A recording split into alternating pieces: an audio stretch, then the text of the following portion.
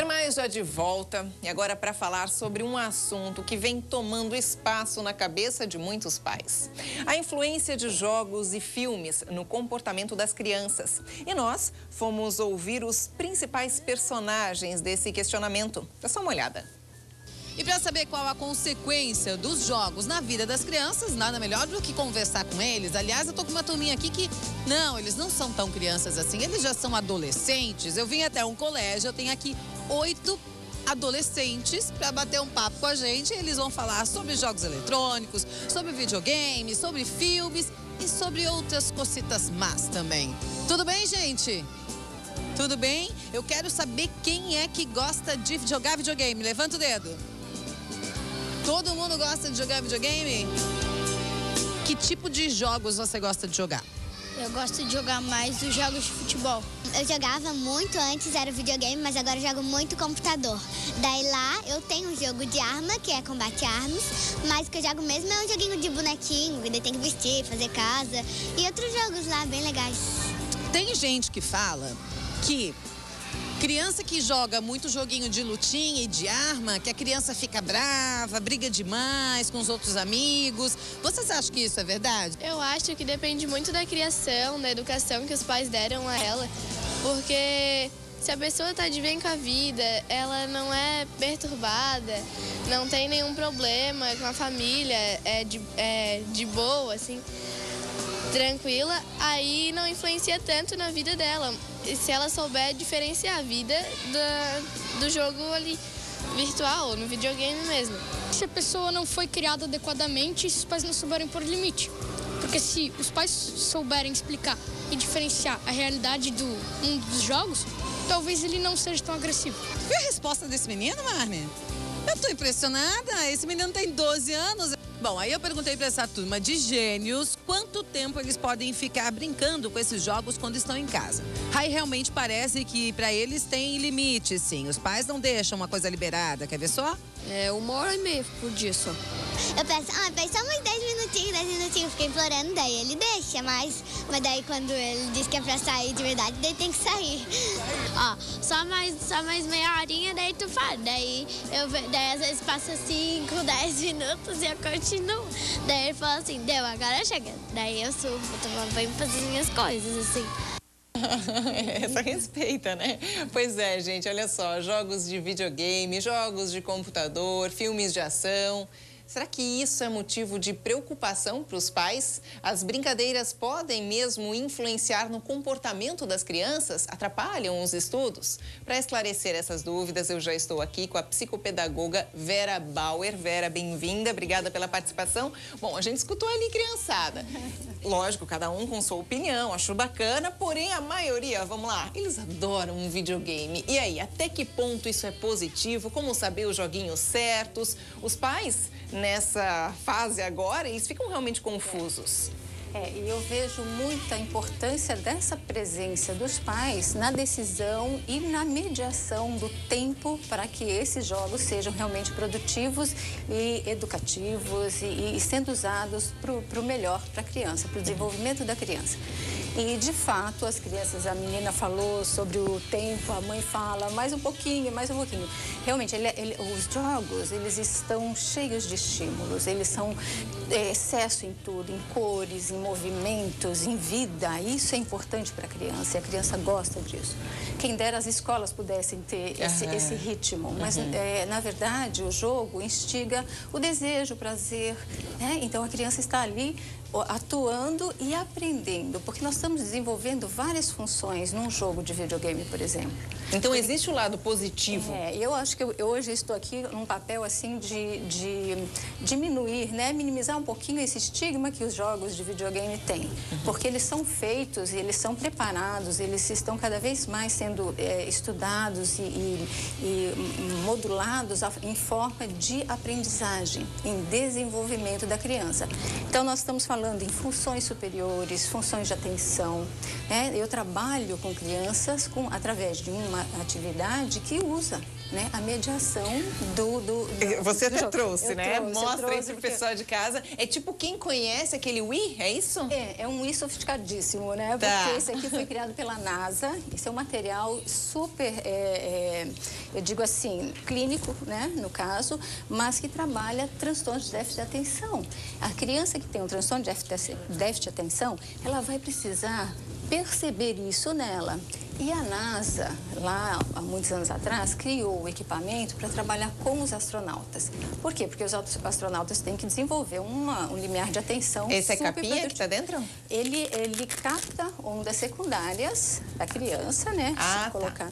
Capta ondas secundárias, que são as ondas SMR, né? Que o cérebro produz, para ter uma atenção de aprendizagem, por exemplo. Uma atenção que não seja nem atenção difusa, em todas as coisas ao mesmo tempo, então uma atenção seletiva e também uma atenção sustentada. Olha!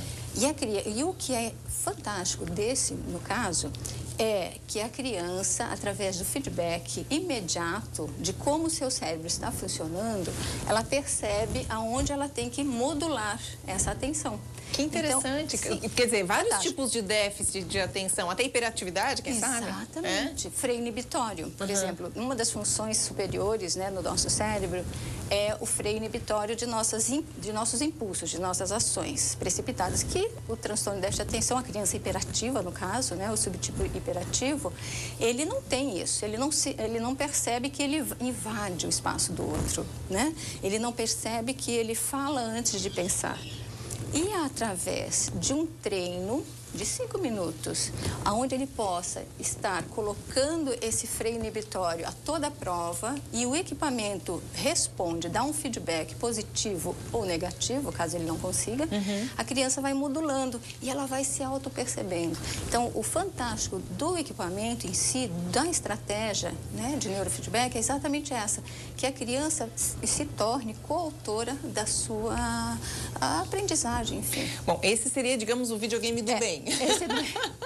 Mas vamos lá, vamos falar do nosso videogame, dos joguinhos de computador, as crianças em casa. Minha época ainda era do Atari, joguinho de come-come. Era o aviãozinho, né? Mas aí, tem uma idade inicial, digamos assim, o pai e mãe que estão ali em casa nos assistindo. Meu filho tem, 2 anos, ele pode já jogar videogame? Existe uma idade inicial certa? Eu acredito que nessa fase de desenvolvimento, tantas outras coisas são mais atrativas e são mais importantes para o desenvolvimento corporal, motor, né? O desenvolvimento cognitivo da criança, que talvez seja muito limitado ainda para que a criança se beneficie. Na entrada do período escolar, sim. E nós temos nos tablets atividades fantásticas, inclusive atividades pedagógicas. Eu vejo, às vezes, bebês em tablets. Muito cedo. Eu penso que vamos dar condições que essa criança, que sim, utilize a tecnologia, mas prioridade para essa fase é desenvolver globalmente, no espaço, andar de bicicleta. Quantas crianças hoje ainda não aprendem, né? Pulam a fase de andar de bicicleta. Então, acho que cada coisa no seu momento. Né? Então, muito cedo é também uma coisa a ser questionada. Seria, para a gente ter uma noção de idade, o que você diria? Eu penso que ali, olha, 5 anos, 6 anos, elas começam a ter outros desejos, além de experienciar com o brinquedo, né? Transpor esse brinquedo através de uma tela, né? Poder interagir com essa tela, poder desenvolver habilidades de atenção, enfim, de habilidades de classificação, e tudo que você faz na brincadeira, no lúdico. E daí tem o lado positivo que a gente citou, né? Que são até os joguinhos educativos, porém tem aqueles joguinhos que até foi citado ali na reportagem, a menininha falou, né? Sobre arma, os joguinhos que são violentos, aí eu já chego também, vou além sobre os filmes de ação, jogos de computador da mesma forma. E aí? Porque o que acontece? Aí o amiguinho joga aquele jogo, outro amiguinho também, ele vai querer jogar aquele jogo também. E aí? E eu vejo, assim, a briga nas famílias, né? Está exatamente nesse fato. A mãe diz, isso é demais, é muita luta, é muita... Né? Eles matam, eles roubam carro. E os jogos são dessa maneira. E a criança, ela precisa vivenciar o bem e o mal. Essa fase de bem e mal é importantíssima. Ela faz parte do desenvolvimento. Olha. Ótimo, é necessário. Então, nós não podemos simplesmente evitar que a nossa criança entre em contato com a violência ou com essa, né, dualidade ali do bem e do mal, essa eterna, né, disputa. E a importância deles valorizarem exatamente quem é o do bem e quem é o do mal, enfim, é necessário. Porém, o que eu vejo de mais permissivo nos jogos hoje é a falta de mediação dos pais a nível de tempo. O tempo é uma coisa fundamental. Então não é nem tanto conteúdo, é o tempo. Conteúdo. É o tempo e também ser diluído em outras atividades que não só é o videogame. Então, assim, eu vejo adolescentes, eu tenho adolescentes que eu atendo em clínica, que eles ficam exatamente a tarde toda. Porque os pais trabalham, eles estão em casa, então eles estão lá manipulando os jogos, estão brincando, estão online, falando com o pessoal dos Estados Unidos. Então, assim, é muito dinâmico. Quer dizer, quando a gente fala de adolescentes, aí já vai além, vai em redes sociais. Totalmente. Já habilita a parte total de computação ali, né? Ali é um domínio de língua, é um domínio de interação que foge ao nosso controle. E o que seria o tempo certo, então, tanto para crianças até que a gente chega já no ponto de adolescentes? Ou seja, como o pai deve impor esses limites e que limites são esses? Eu trabalho muito com eles dessa forma, né? Esses dias mesmo uma mãe veio e falou: Vera, eu preciso da tua ajuda. Põe limite, põe tempo, determina. Então, nós fizemos a programação do dia dele. O que esse menino fazia? Ele chega do almoço, joga a mochila e tal, nem come direito e tem aquele horário do videogame. E logo depois, às 2 horas, tem atividades de inglês, tal, fora, né? As aulas, tem esporte, ótimo, tudo isso ele faz. Mas, eu conversando com ele, eu disse, esse tempo entre o almoço, que você praticamente não almoça, e todas as outras atividades, isso se torna muito... Você fica muito excitado, você fica muito ativo, você não tem vontade de sair dali. É verdade? Não, realmente eu não quero ir. Às vezes chega atrasado nas outras responsabilidades, nas outras atividades que ele tem.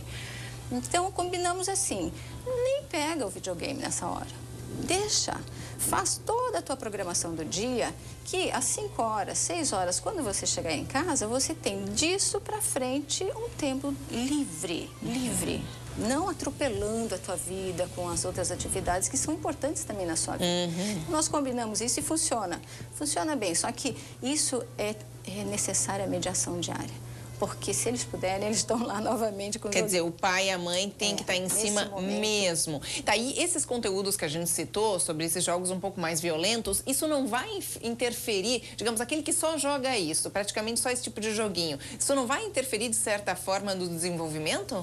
Eu penso que a violência, simplesmente pela violência e somente a violência, realmente te dá uma ansiedade muito grande de pôr aquilo em prática no dia a dia, na tua vida. Tem que mesclar. Tem, com certeza, né? Tem crianças que, dependendo da fase de desenvolvimento que elas estão, uma fase mais anímica, por exemplo, ali dos 6, 7 anos, elas não têm discernimento exato da fantasia para o real. Então, aí existe a violência na brincadeira, as espadas acabam realmente, ele tenta, né, usar como espada. Então, nós temos que trazê-los para a realidade. Então, os joguinhos para essa fase não podem ter tanta violência como tem lá para o adolescente, que precisa trabalhar com isso, precisa modular essa violência em si mesmo. Então, nós temos que ter esse bom senso. Então, um jogo de adolescente, o irmãozinho mais novo, de 4, 5 anos, ali 6 anos, não pode estar jogando. Isso é importante. Então, isso acontece, porque o mais velho domina, acaba ensinando o mais novo, e aí o que acontece? Cada qual na sua idade, respectivamente. Susan, eles vêm assim: Vera, eu tive um pesadelo. Aquele monstro do jogo do meu irmão. Eles falam, porque eles realmente não conseguem lidar com aquela violência, com aquela realidade virtual que está ali. Se tem a censura até no próprio jogo, tem um motivo, tem um porquê daquilo existir, né? Um bom senso. Bom, só para a gente também ter mais essa informação, com relação a videogame e televisão no quarto. Isso é outra pergunta que as mães sempre me procuram e me fazem. Eu, pessoalmente, enquanto mãe, enquanto psicopedagoga, digo que, preferentemente, não se tenha, né, nem o estímulo do jogo, nem o estímulo da TV no quarto. mesmo porque nós temos que criar espaço de convivência, né? Então, o jogo, a televisão, acaba sendo um espaço de convivência, não nessa individualidade. Então, eu sou bem sincera para vocês. Eu digo que tem crianças ou pré-adolescentes, 16 anos, eu tenho casos, com transtorno de ansiedade, que não tem, que já estão com medicação para dormir. Olha só. Nessa idade. Então, assim, o hiperestímulo dentro de um quarto é prejudicial demais. Você não tem...